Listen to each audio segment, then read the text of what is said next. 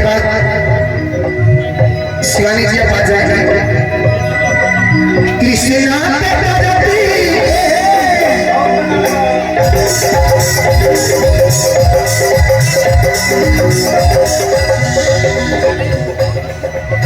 कृष्णा कृष्णा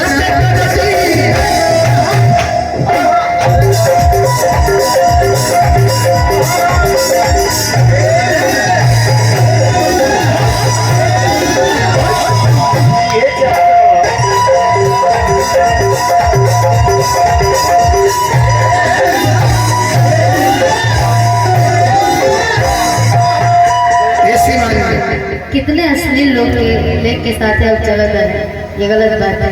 लड़की के साथ कभी से मुड़ के मारा था ना, एक बार एकदम अच्छा से अकेले मुड़ के मारी आप।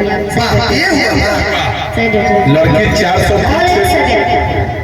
ऐसा मुड़ के मारिएगा कि मेरी चाची बहन बगल में बैठी पीछे, उन लोगों को